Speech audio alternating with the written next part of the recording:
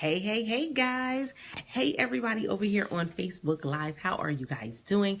It is yet another episode of Speak Easy, the podcast where we talk about the behind the scenes of what it is to be a speaker or an author. I am your host.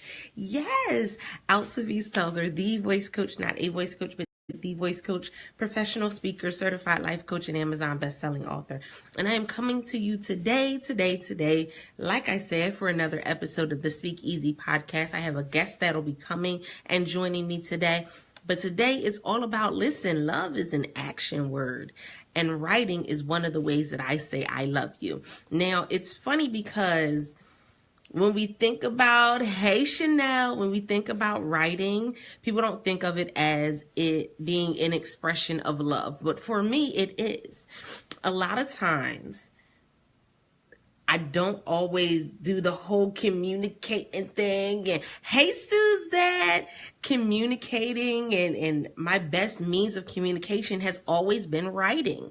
Hey, Chiquita. Hey, Melanie. Thank you guys for coming and sharing the broadcast out. I appreciate it. My best form of communication has always been writing. So for me, hey, Jasmine. Hey, Melanie. It's always been, okay, I can write it out a lot of times better than I can say it. But the reality is as I've grown and progressed, I've been able to do both. But it still is me doing an expression of love. And why is that? It's an expression of love because the things that I write in my books are oftentimes conversations that are really hard for people to talk about. Let's be honest. Molestation, rape, abuse, they're all difficult to talk about.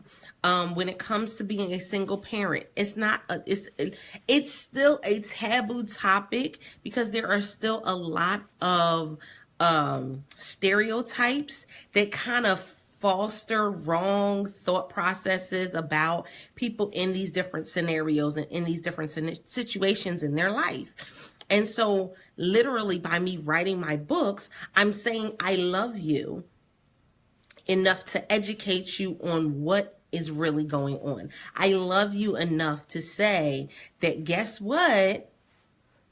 It ain't all kittens and coddles and unicorns and rainbows, although we wish it was. It is not always like that. But I use that to be able to reach the audience. And a lot of times, hey, Gray, a lot of times the audience, they appreciate it. Anybody who's a writer, they would understand that literally when you're writing, you are putting blood, sweat, and tears into every word, as well as into every line, every book. Every time you do a speech, listen, depending on what you're talking about, even as an entrepreneur, when you speak or write a book, you're still putting your blood, sweat, and tears into every line. Why? Because that is your passion. That is your purpose. That is literally, it makes up the DNA of you. So when you're writing that out, when you're going, and now I know a lot of times when we think about poetry, immediately we're like, yeah, poetry, we know. Poetry just makes you want to shed a tear, but I want to challenge you to look at any book that has ever been published. Well, not any, most. We'll say most. I won't categorize all of them together, but most books when published, literally, they are an expression of love. Now, listen. Yeah, exactly. Hey, Anita. Hey, Josh. Yeah, right? There is blood, sweat, and tears in your story. There's blood, sweat, and tears in what you're trying to teach someone, what you want somebody to learn and understand. It comes with blood, sweat, and tears. If it doesn't, then we got to pay. Listen, we got some people that's just writing just to get their voice out there. And I understand it. I get it. It's the nature of the beast. But when you have someone that is a devout writer, like they can write anything. Hey, Carol. Hey, Anita. When they're writing, they're literally writing, I love you every time they write a book.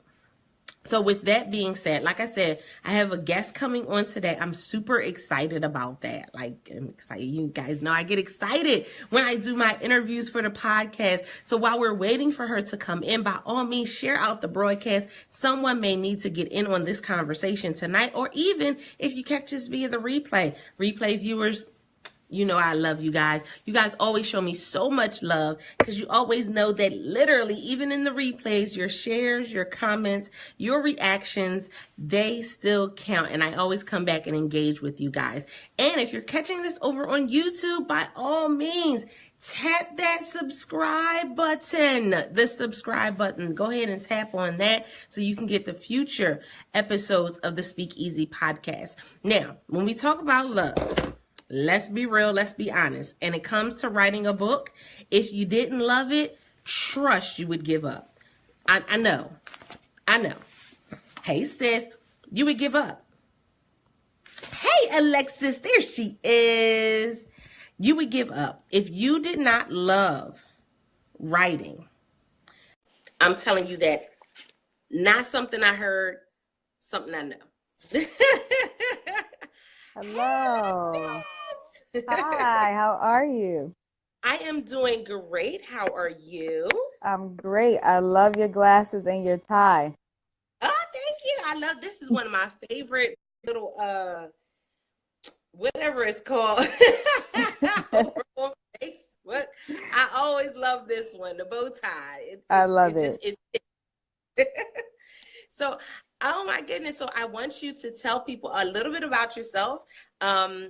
And we'll get into this conversation because, of course, you being a poet, we always know that when it comes to poetry, we're always talking about love and all types of things. I mean, there's other things we talk about, but immediately when you think poetry, love, right? So tell them a little bit about yourself, and then we'll get into some dialogue. All right. Hi, everybody. My name is Alexis. I'm a poet and author. I'm the author of Journey Through Love and Journey Through Love Part 2, Every Journey Has an End. I'm from Bridgeport, Connecticut. I have been writing since the first grade. I made my first book in the first grade. I have been writing poetry since the age of 12. So poetry is my life, my passion, my everything. And like you were saying, poetry and writing was your means of communication. And that's how I am. I'm still working on the talking part, but poetry and writing is my means of communication. Like I can write something and explain it to the T better than I can say it. So writing is me, poetry is me, it's my passion, my gift, my everything. Everything I do is based around writing and poetry. I love it. And it's kind of like literally you can scribble out everything and anything through a poem. You can scribble out everything and anything in a book. But literally, even though you can write out your whole passion in a poem, you never know how people are going to react to it. So with that being said, with some of the poetry that you have written, have you ever come across someone who got a different perspective on your poem than what you wrote it in? So I get different perspectives all the time. I love it because when someone reads a poem that I write, I want them to interpret it based on their experiences, their perspectives, their mindset. So I love when they have, a different mindset. I wrote it based off a specific situation or thought process that I had. But I love when people connect to and relate to it in their own way. Some people have related to it through similar situations. Some people have related through friends that have been through similar situations. Or some people, they just took them back to memories and things that they thought they had dealt with, but they didn't deal with. So I love to get different perspectives and different interpretations of my poetry. I love it. It's always interesting because when you think about how colorful words are and the power of words, it's like it literally can take you to a whole listen to me being cliche, girl. Well, I love it. A lot of people, they don't want their poetry to be misinterpreted or they want people to interpret it how they wrote it. But I find joy personally in people interpreting and relating to it in their own way, Now, not just have you focusing ever on what found I wrote. something that you wrote? Have you ever had somebody get offended by something that you wrote? Well, I had a muse that I wrote about, and he was offended. But I mean, I was speaking the truth, so I can't help that. But anyone, no, that was the only person that I would say that may were was offended or got upset. But other than that, no. Awesome, awesome. Yeah, definitely. You know, that's why sometimes we change names and stories and things Oh like yes, that. Safe and but the reality is that as you're writing, it's your passion. It's what it you've been is. through. So you just you putting your life on paper. And you know, everybody doesn't like seeing their life on paper. It's hard. But I mean, I've been doing it for so long. It's so natural for me. I have this saying. I think I wrote this. It was a quote or a poem, and it says, "These words are my soul and ink," and that literally what it means when I write a poem. That's literally what it is. Oh my goodness, I love that. It literally embodies anybody who, like I said, if this is your passion or your purpose and you're writing on a regular basis, Yeah. somebody who can literally, I know that I can sit down and I can write about just about anything. And Yes. but when something really sparks you, oh, it's like you just have to write it out. You gotta Yes. get it out your head because all types of ideas will start coming into your head. And so, with your first book, what was your inspiration to get that one done? So both of my books, they're part one and two. I wrote them. They're based off of my relationship in college, so they follow this emotional journey I personally went through in a past relationship. And when I wrote the book, I didn't write them with the idea to publish them. The poems in the book, they were just my therapy at the time. They were, my way to express things that I felt that I didn't never felt before. I couldn't really explain it, some things I didn't want to talk about. So they were my therapy at the time. And like I said, they were based on the relationship that I was in at the time. You know, that's very interesting. I'm always telling my clients, even if they're not going to write the book, I'm always telling them documentation, documentation, documentation. Write it Oh out. yeah.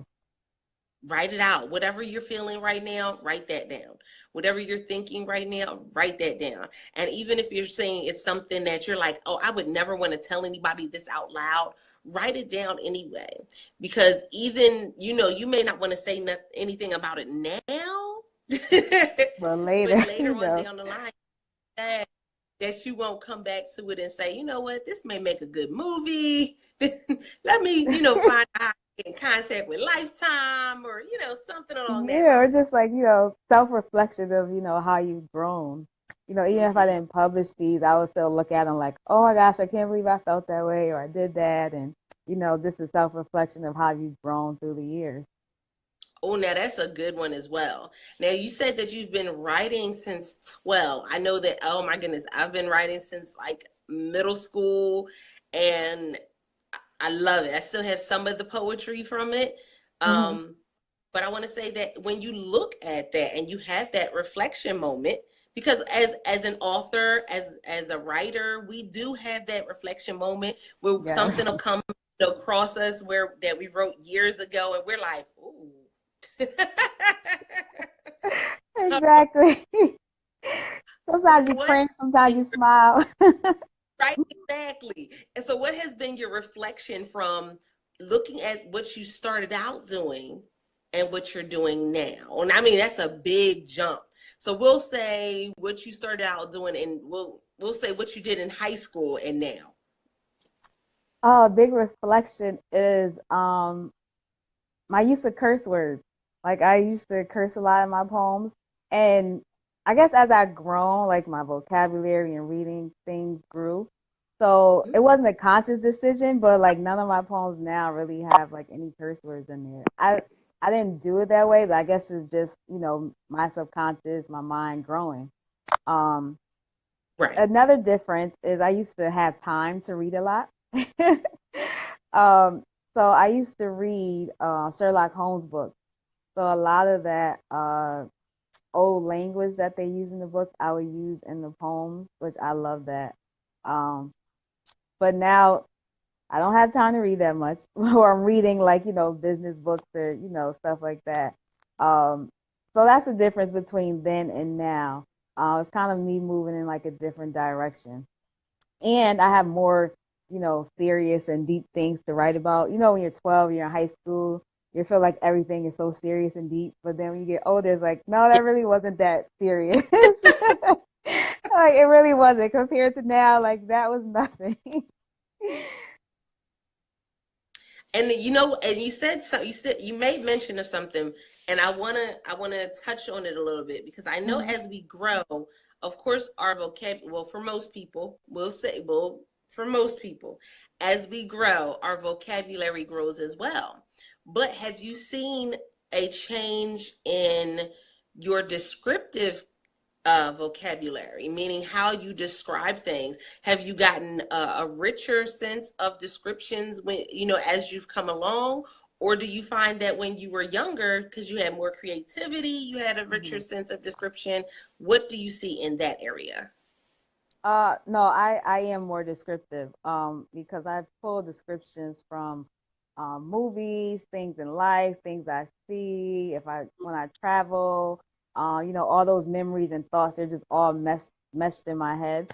So I'm more descriptive, and I find different ways to describe things. I love metaphors, of course, and so I always have these crazy different kind of metaphors. Um, when I was younger, I was kind of descriptive, but like I said, now, like, the emotions and the thoughts and things, they're deeper. So they require a deeper metaphor or description. Definitely, definitely. So now with you said that the stories that you did, the stories, the books that you've written so far were based off of what you had been through in a relationship. Were there any other things in there? Like, was it based off of anything else, or was it just fully off of that relationship? No, they're both fully off of that relationship. So it's kind of like a story. If you look at my books, the poems are all dated. So for me, it was kind of like a poetic diary. That's how I published it, as a poetic diary. So you see my emotions from the beginning on this date. 5 days later, you see my emotions in a different place. You see my emotions, how they go up and down, how they swirl around, how they progress, how they grow. Oh my goodness, that is awesome. I'm over here geeking. I'm over here geeking. So Oh, when you oh my goodness, there's so many questions I want to ask. I'm like sitting here like, okay, no, don't ask that one. Okay, let's ask this one. ask Um away. with the journey of publishing your book, something that I'm always asking authors as they come on, uh, is Mhm.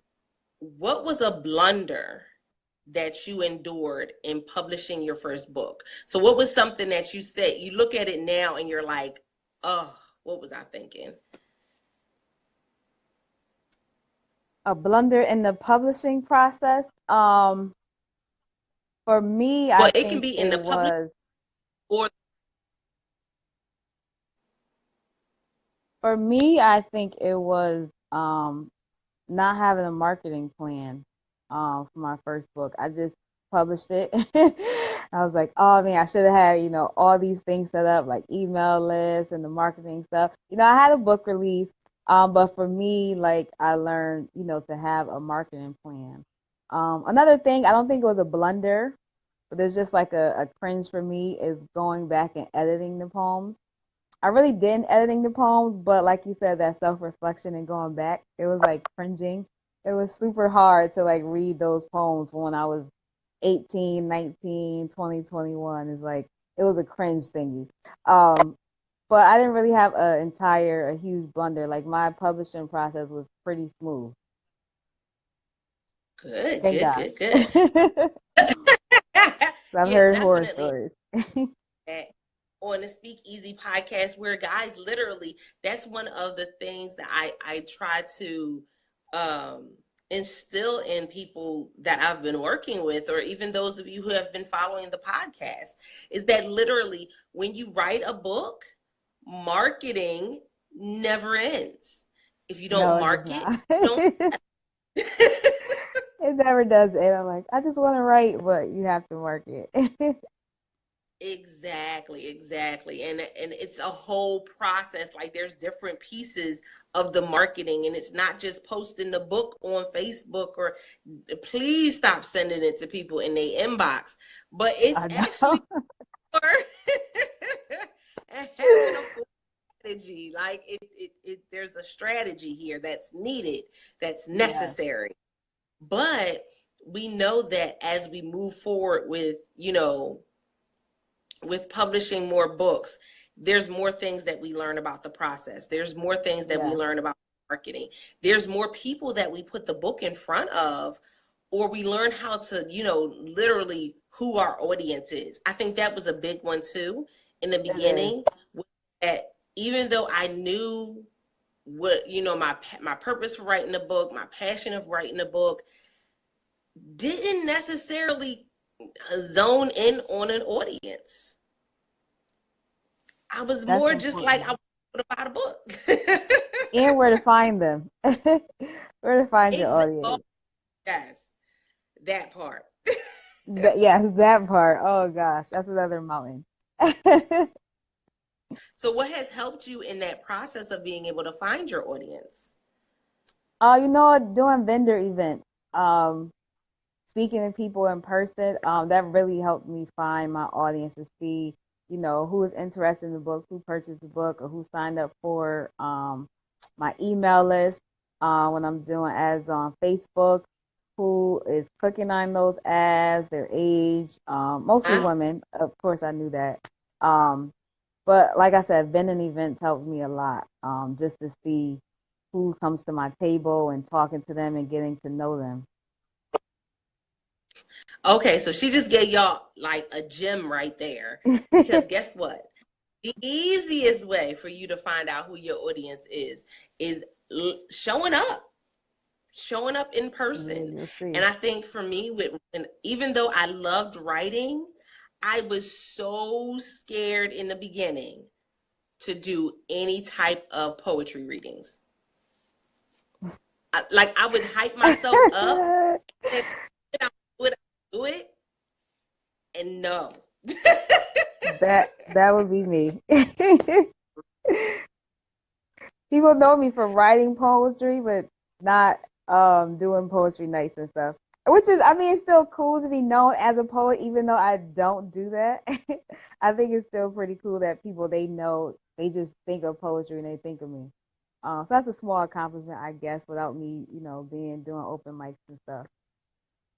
Exactly, exactly. And so I don't know what that was. Like for me, that was complete. It was a complete fear. Like I would not do it. But I have all these poems, and I would literally be writing and writing and writing. And just when it came to actually going somewhere and having the words come out my mouth, nah. It's okay. I feel the same way. It's just not my lane. I mean, I'm a poet, but that's just not my lane. I'd rather like do a speaking event and read a poem there instead of doing an open mic. I know it's weird. I know it's unconventional as a poet, but I'm just an unconventional person. So that's something interesting. Do you incorporate a lot of times when you speak? Do you incorporate your poetry into your speech? I do get requested to like for businesses or events to read a poem. So like there was a role model fashion show in New York, and a friend of mine, she requested that I write a poem based on what they were trying to do, which was be role models to young females, and they had a whole pageant and everything. And so I wrote and spoke a poem based on that. And I also, my friend, she has a jewelry company, so I wrote a few poems for her brand. I like doing things like that, like writing for brands and businesses and events and stuff. And see, that makes a lot of sense. There's Oh my goodness, that's a whole separate entity in itself. And that's Yeah. not something that most think about is having somebody write a specific piece for it's almost along the same lines as having an artist paint something specifically for your business. Yeah, It's exactly. it's having that unique piece, and I don't think that's something that people think about. Hey, I um Antoinette. I so a part of me being an author is I have that branch of business where I write poetry for birthdays, holidays. I just sent one to Florida for a wedding. That's actually today. So yeah, a lot of people they love, that unique piece. Which I love writing it for them. Oh, that is so amazing. Thank you. I would be like, oh, that is so beautiful. I know they love it because every poem I write is for that specific person. I use details that they give me. It's called Your Thoughts, My Words. And so I have clients fill out a form and they give me details. So that makes the poem personal and unique to them. And I use the details and just my poetic gift and make something special for them or for a gift. And see, when it's so funny because, hey, Jude, when we think about the writing process, a lot of times people don't think about the other aspects of what it is that you can do as a poet or as a writer in general. We always hear about, writing a book and publishing a book. But guess what? People get poetry on pillows, they get poetry on blankets. Poetry is in cards. Yep. Um, holidays and birthdays, and I mean poetry is everywhere, and as a writer you have so many different things that you can do. And we look at like, okay, we know that Hallmark right now is like blowing away the industry when it comes to cards. Yeah. Well, who's to say that you as a writer won't come up with an idea for cards, your own cards, and start doing your own cards as a writer? That's Who's definitely something I want to do. right? Like there's so many opportunities out here for us, and we kind of in the beginning, because it's not really topics that people talk about when it comes to writing. They don't talk about the poet being able to write Christmas cards. Like that's not, you don't hear that conversation. Yeah. Not something that's talked about in school. No, and I definitely have to find different ways because I don't do open mics. I don't do, poetry reading stuff. So I definitely have to find different ways to utilize my talents besides just writing books. I also do quote books. I try to do one every quarter of just 15 original my quotes, and I put them together in a little book for, people. But yeah, you definitely have to be creative in finding different ways to market yourself, brand yourself, and utilize your gift for writing. Definitely. And now this is my other thing. How often do you write? Oh man, so lately, I've been terrible. I so writing for other people, I've had to do that, but writing for myself, it's been like a while. I've added travel on to my business. So I'm either doing something with marketing my book, thank you, or doing travel, or trying to fit in exercise and cooking and working and all this Oh, other stuff in. Yeah, so I definitely need to, put some time and write by myself. I haven't had a muse in a while either. Usually when I'm writing, I have a muse, so I haven't had a muse in a while. Um, so I've been writing for other people, which keeps me in the loop of writing. But for myself, I have not written in maybe a few months. Tears emoji.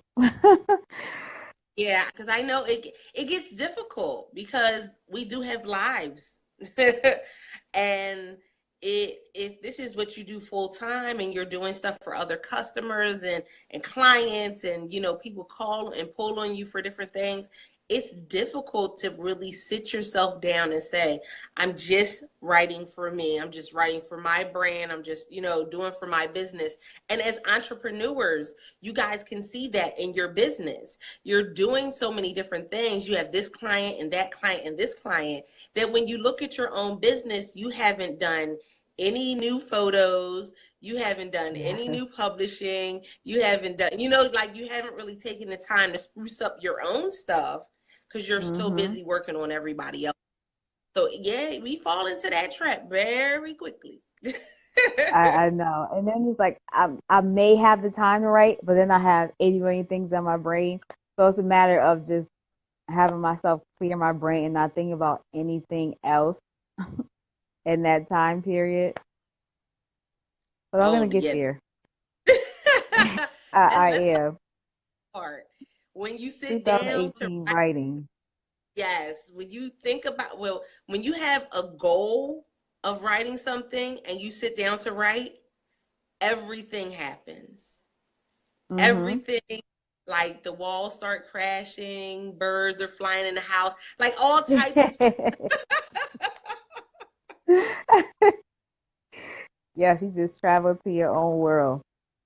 Yes, it's like, oh my goodness, so many things are going on, distractions come, and you're just like trying to figure it out because you're like, listen, I'm going to get this done. I have to get this done. Mm-hmm. But then you're looking around like, did I pick up the dry cleaning? Yes. Did I turn on the oven? Was I supposed to pick up Exactly. my All that comes up. I think for me, like it's a lack of meditation. I don't know if I meditate the right way that you're supposed to meditate, but I find that when I meditate, all the words they just flow easily to me. That's what I'm about when I'm writing. Like everything has to flow naturally. It can't be forced. Um, so I think I need to meditate and just clear my mind and everything will just flow. There'll probably be an overflow because I have so much stuff up there that I haven't been writing about. But yeah, I think it is the lack of meditation. It just helps all the words flow naturally and helps me clear my mind and just focus on, the thoughts in my head that I want to write about.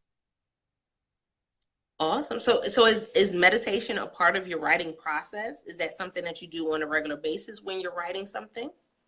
Yeah, so especially like for clients, so say they want a poem about something I necessarily haven't really been through. I'll just meditate on the details and the thoughts and put myself in that situation and just let, you know, the my imagination play it out. So yeah, I do incorporate meditation when I'm writing on a regular basis. This kind of helps me focus and get in that moment and get in those feelings so I can produce the poem.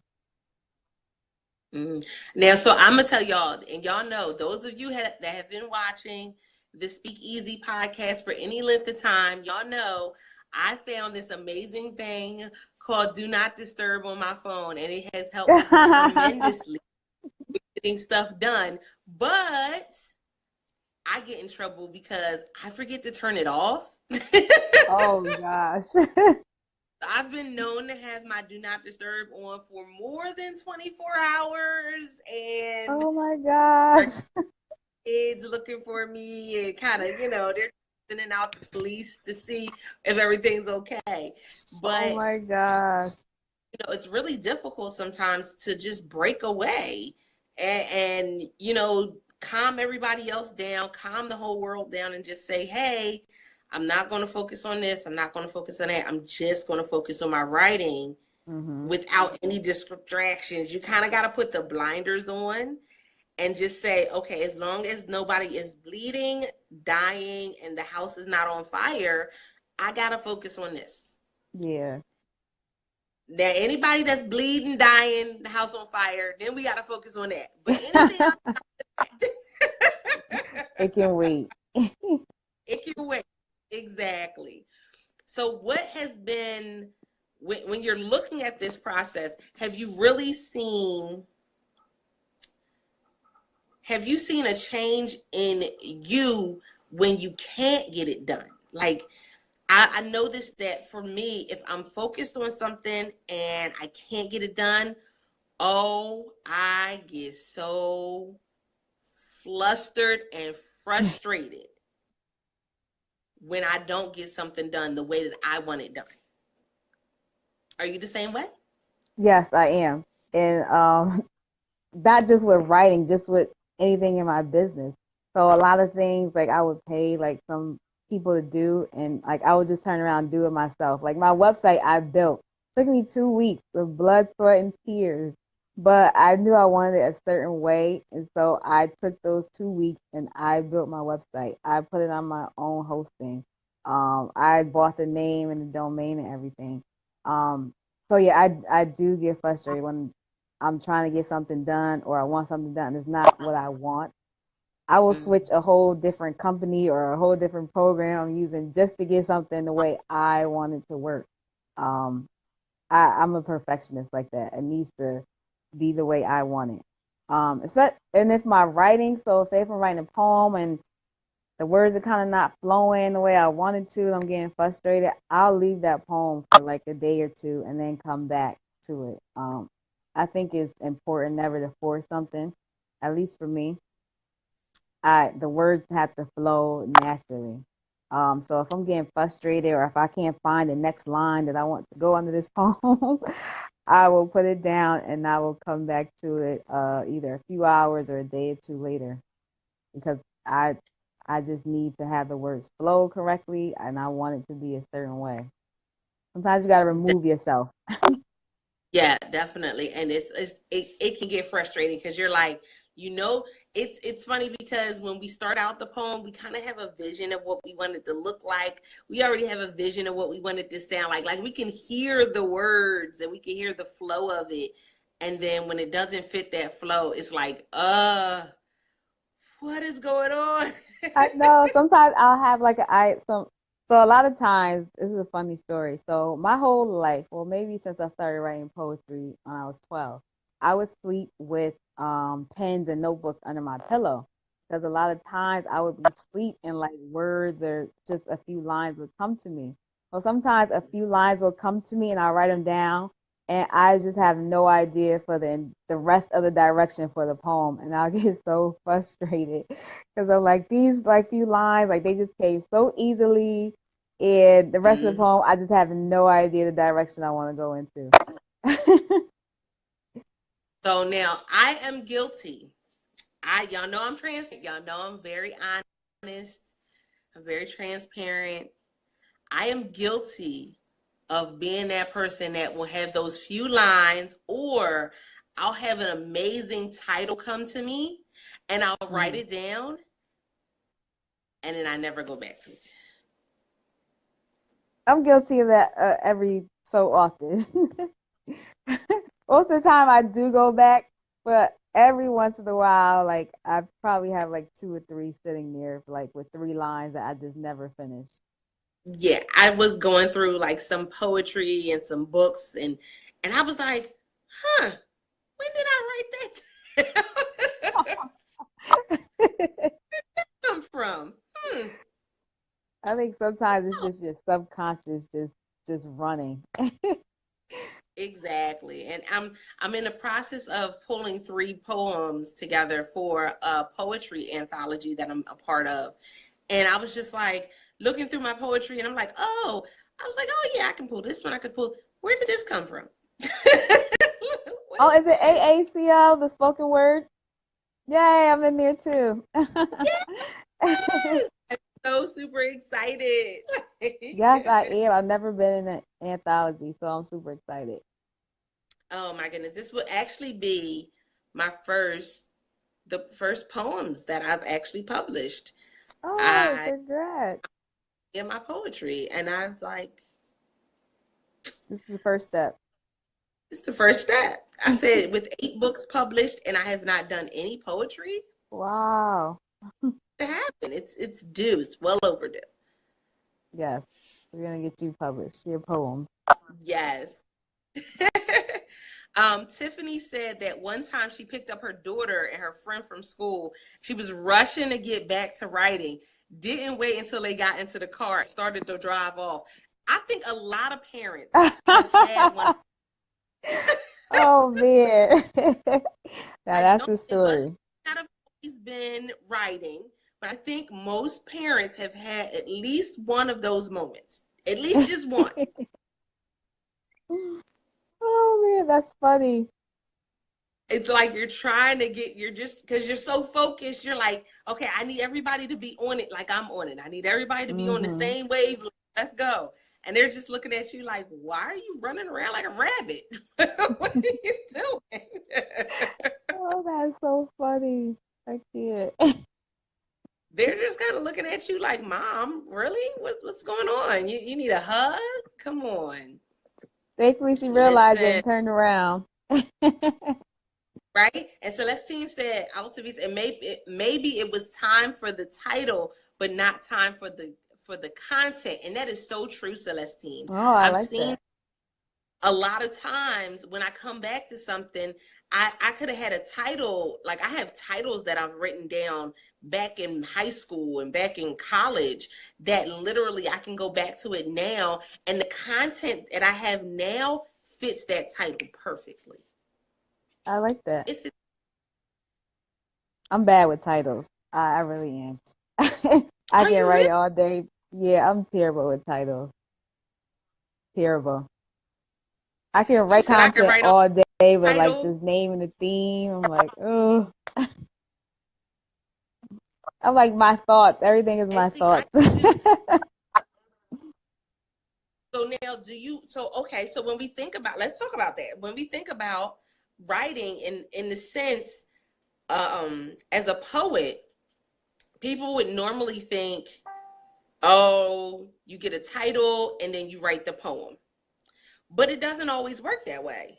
I've had a No. lot of them that I've written the poem and the title just kind of emerged out of it. Yeah. But yeah, I don't think I've ever gotten a title before I've written a poem. I don't think that's ever happened to me. Wow. Yeah, the title always comes last for me. I'm And very see, mine, it kind of unconventional. like flips back and forth. It's like sometimes I'll get a hot title and I'll just flow with the poetry. And other Hmm. times, it's almost like, because we got to remember when you're writing a song, it's the same thing. It's a poem, Yeah, it is. poetry. That's probably one of the reasons why I'm such a huge lover of music. It's because it's poetry. That's what it is. Yes. Rapping. It could be country. It could be a reggaeton, reggae. It could be anything. It's still just poetry. It's just put to music. And Hmm. you know how sometimes when they're writing, they'll come up with a hook before they got the rest of the word. Exactly. The They first just thing got they that hook. Yep. and then they center everything else around the hook. But Hmm. it's a part of their process. And so for them, it's simple to come up with something once they got that hook. Other people, they get a hook and be like, now what do I do? Now what? I know. Well, we see they say three lines and then they go back to the hook. Exactly. Now listen, we know that literally music today, some of it is a little questionable. Let's just be honest, but A it's little, a still lot. just poetry. Yeah, it's still just poetry. And guys, those of you who have joined in, thank you for joining. We are doing the Yes, thank you Speakeasy for podcast. joining. I'm interviewing Miss Alexis, who is an author and poet and speaker as well. Thank you guys for sharing out the broadcast. We greatly appreciate it. And don't forget, even if you're catching this via replay, your shares, your invites, your reactions and comments still matter. We always come back and engage with you guys in the comments. Now, we've been talking about, the poetry and the writing and publishing and all of that process. And we started off the broadcast with talking about how literally when I'm writing, anytime I write, it is a labor of love. It's literally me Hmm. putting I love you across the paper because it's our blood, our sweat, our tears no matter what the subject may be, it's still us. It's us pouring our passion out. Amen. With that being said, have you come across anybody? We know that, in the beginning stages, we kind of like, we wish everybody would like support us, and we wish everybody would be our rah-rah team, our cheerleading squad. Did you find that to be what you were able to witness when you published your books? Did you have the support of those around you, or were they like, why are you publishing poetry? Oh no. So like I said, I've been writing my whole life. So my friends, my family, they were so supportive. Oh my gosh. My family, anything I do, they're super supportive. When I had my first book release, I had my friends helping me set up. A couple of my friends, we did the photos in my first book. So they helped me out a lot. Another one of my friends, he typed the poems for me because I hate typing. I like writing. I love writing with the pen. I hate typing, at least poetry. But yeah, another one of my friends typed it. Like I said, two of my friends, we did the photo shoot for the photos in the book. Another one of my friends, she hosted the book release for me. A couple of my other friends, they performed at the book release for me. All my family was there. They helped pitch in and everything. Um, Even with my other stuff, my family was at my event yesterday. They're always there. They help me set up, giving me ideas. I make my own bookmarks, so my family, when I do bookmarks, we set up an assembly line in the living room, and I print them out. Someone else cuts them, someone else laminates them. So my family is super, super supportive, and my close friends, they're super supportive. They'll share and like anything I post on Facebook. They'll show up to my events. So I'm very fortunate to have a lot of support. Now, are you the Where I'm first at. published author in the family? Yes, I am.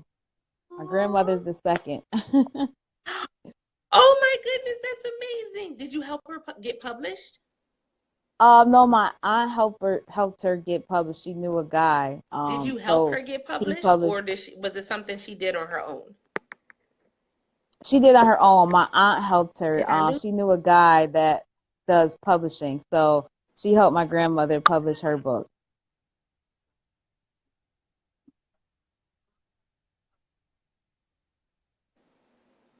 Am Oh, I freezing? Oh, okay. I didn't know if I was freezing or not. froze up a little bit. Oh, So okay. just repeat. So did you get? I answered the question. My aunt, she helped my grandmother publish her book. She knew a guy that did publishing, so he published my grandmother's book, and she also writes poetry. Oh. Yeah, so her book is poetry as well. Oh, that is amazing. Oh my Oh goodness, yeah, it that is amazing. wow. That's why I I, tell I people like never give up on your dreams or whatever you want to do. Because my grandmother, she's in her 80s when she published her first book, so I'm like, yeah, anybody can follow your dreams at any age. It's never too late as long as you're breathing.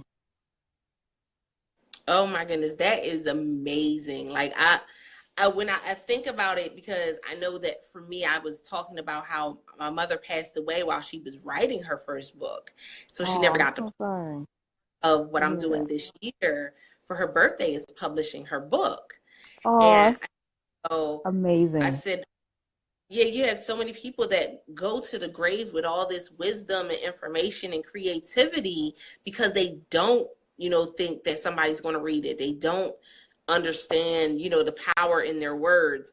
And so they just think, oh, well, you know, everybody already knows what I know, so I don't need to tell people. That's Hmm. that's that's been a biggie. That's been a big thing when it comes to being an author and writing, is that people think, oh, well, people already know this information, so there's no reason for me to write the book. There's a million books about. There's like how to books. So say how to write a book. There's a million of those. That doesn't mean everybody's seen all those books. And a lot of people give up Exactly. because life happens and they feel like, all right, I'm too old to do this now. I'm like, no, you're not. That's amazing. No, and definitely, if y'all didn't get that encouragement, we going. we're gonna rewind and replay that. Guys, it does not matter your age. Yeah. It does. And I know people say, oh, but it's too hard because I'm older and I'm doing this and I can't do that. Listen, there's no reason why you can't be a published author. There's no reason why you can't be an entrepreneur. There's no reason why you can't be a speaker. Literally, you just have to either get with the right people or learn the things that you need in order for you to gain access to being successful. You just have to either learn it or be able to pay somebody else to do it for you. That's it. Exactly. That's it. And when you have support, when you have a support system, it makes all the difference. It does. It really does. It's so helpful. So that's amazing that you have such an awesome support system, even with the bookmarks. I know that for me, my kids, they'll come and they'll, count my books and do my inventory for me to see how many I have left. And, especially if they know I'm supposed to have an interview or I'm going live, they're like, okay, did you go live today? Did you do this? Did you do that? I'll be like, oh, your little assistants. Exactly. So it definitely, it's not just when I talk about, me writing as a labor of love, it's not just the books that I'm writing, but also the process that I'm going through as well, because watching me go through that process, they're being empowered to understand that they can do whatever it is they want to, like whatever they want to do, they can do it. There's going to be work that needs to be done, but they can do it. Exactly. They can. So you're going to have to give us a poem before you leave, right? We need a poem. Sure, I'll give you a poem. I'll give you. I'm gonna open my first book to a random page, and whatever page I open to, that's the poem I'm gonna give you guys. Good. Oh, this is a really in-depth piece. So this poem is called My Therapy. So let me tell you about where this poem comes from. I wrote this poem on November 9th, 2007. And I was in a place where I have found out the guy I was dealing with, he was talking to someone else. And so yeah, this is where I was at in that place. So it does have a little not vulgar, but it does have a few colorful wording in it. But you'll definitely feel where the place I was at when I wrote this poem. Mm-hmm. You're now invisible to me. I demolish every moment and erase every memory. You don't even exist. And never meeting you is my only wish. I knew you were an asshole, but I didn't figure you stooped so low. Maybe I didn't explain that shit you don't think I know. I'm still wishing time I could rewind. Then I wouldn't be in pain and have regret roaming through my mind. You're officially the worst mistake of my life. It feels like I'm the steak and you're the knife. There's no more words, no need to wonder about your intentions because now I see the light. You came and left like a thief in the night, and robbed you did. You took my innocence and your true intentions you hid. I want it all back. I need it all back right now. It's starting to get to me and I still don't know why or how. I want everything back that you took from my being. I want the time, the kisses, the rides, the nights, the words, everything. As fucked up as you are, I can't blame it all on you because I let it go this far. I let you in and feast on everything in the cookie jar. I knew I should have been smarter, but I was acting like a bench player instead of a starter. I had the knowledge but failed to use it. Everything I gave you, you took and abused it. But your supply line is up. It's cut up like nip tuck. But being the asshole that you are, you probably don't give a fuck. You probably don't care, especially about the pain I've had to bear. while I'm wishing my mind and emotions could be anywhere but here. I can't believe I still believe, even when your niggas told me. I'm still in disbelief at how you could do this to me. It hurts that things are the way they are, but not by choice. It's the way it's gotta be. This time is not all good. I can't get over this easy, although I wish I could. When I heard you brought her into our room, my whole body went pale. My mind got scrambled and my breathing turned stale. It felt like I had been sentenced to life in jail. I wanted to take my non-breathing heart out and put it up for sale because my emotions plunged straight into the pit of hell. That's their current home, and now I'm all alone, being tortured by thoughts and memories, wishing to be turned into stone because I don't want to feel. I want to be numb. I don't want to think about how I could be so dumb. I want to stop my mind from thinking at all. When stars start to trigger, I want there to be a brick wall. Out of my mind, out of my life, out of my sight is where I want you to be. If I ever have the unfortunate event of seeing you, I want to be able to look in your eyes and not feel a thing. I want to stare at you as if you're a stranger because I don't want to remember anything. I don't care anymore if you know the pain you caused me because, as a good dude once said, an asshole gets filled with shit, you better believe. So there be no tears and no words because everything that is necessary has already been heard. This thing we had, you took it south, but it won't return like a bird. Erase is what you'll be because you're not even worthy of being history. You're a bad nightmare that woke me up to see that I truly wish you never existed to me. And that is my therapy. Thank you. Yes. You see, I was playing no games when I wrote that poem. See, oh my goodness.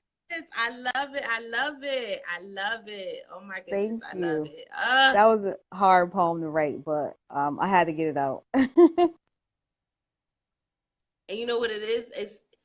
It's usually the hardest ones that are to write, the ones that are like the most emotional, the ones that are literally like, whoo, Yeah, that was end up touching people because people can relate to it. yeah, that is right. That is true. I always tell people that, one time I had this poem in my head and I did not want to write it because I didn't want to go there in my head. But I knew I needed to write it just to get it out and not hold it in. That builds up, and I think, people should have a release or a therapy. Um, Hmm. Something positive, not anything negative. Some people, they use destructive things as their therapy. But I just feel like you shouldn't hold it in. And if it's something you don't want to write or the place you don't want to go, you need to go there to get past it, to heal from it, to, share with other people if you're willing to. Oh, I love it. I love it. So, guys, I want to say thank you, of course, to Miss Alexis for joining us today. Thanks for Alexis, having me. they can reach you and how they can find your books. So you can follow me at A Poetic Author on Facebook. And you can get a free excerpt of my book by going to my website, www.apoeticauthor.com. As soon as you go on there, you're able to download a free excerpt of the book from this poem I just read. You can find me on Instagram at A Poetic Author and Twitter at A Poetic Author as well. Follow me, guys. Say hi. Share your writings. Definitely. And so I'm going to do this. I'm going to read one of mine. I'm not Yay! going to let you by yourself. I'm going to read one of mine. This one is actually from 2008. Wow. Yeah. That's what I said. I was like, oh my goodness. This one's from 2008. It's called As We Breathe. As complicated as it may be to comprehend, breath dilutes the thought of death. It is thought that as you breathe, you live. Yet we take for granted what it is that we breathe in. As we breathe in hate, we exhale a negative conception of life. As we breathe in mistrust, we exhale depression that is felt in our soul. As we breathe in low self-esteem, we exhale abusive relationships and battered lives. But it is destined that we breathe in some good. As we breathe in nature, we exhale beauty beyond the visible. As we breathe in the song of a bird, we exhale the song of a God who can do anything but fail. As we breathe in the scent of rain, we exhale the experience that although storms may come, there is always hope for sunshine. As we breathe in lightning in a storm, we exhale the impact that his light can bring. As we breathe in the flowers that bloom, we exhale the knowledge that all are different under his watch, but the same in his heart. As we breathe in a new day, we exhale the opportunity to right our wrongs and spread joy and love to even our enemies. As we breathe, we exhale, but not by choice, but by destiny. We breathe in life only to exhale what we can give to others. For those who are without breath are dead in the eyes of man. Every breath taken in your time of life will be accounted for in the end as we breathe. Oh, I love Yeah. it. I love it. I love it. Just expanding on just, breathing and all the things that happens when you breathe besides, you just exhaling air. Like, I love that. I love it. And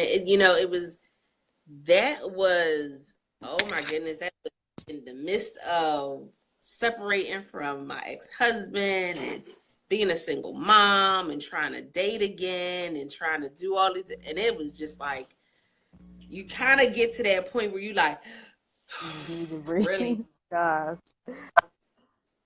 really, like you're struggling to take that breath. You're struggling to, to get some oxygen into your lungs because of everything that's going on and clouding your mind and clouding your space and everything. And it's just so much. You just gotta take that deep breath sometimes. So that's where that one came from. And it was, I didn't share, I think I shared it with like one person. That was Really? like The it. first time you shared it? Oh, I love it. It's definitely amazing.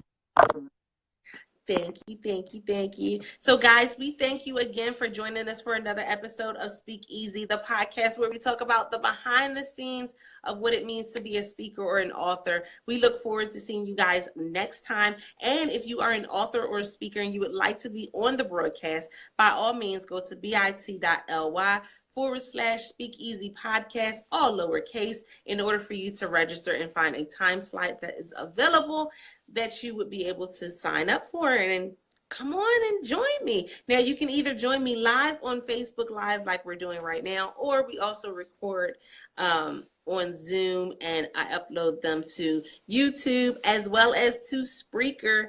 Yes, the previous interviews are currently being uploaded to Spreaker, so you guys will be hearing more about that as we move along. If you have any questions, comments, or concerns, by all means, email me contacts@altovisepelzer.com. And until next time, don't forget to press it out.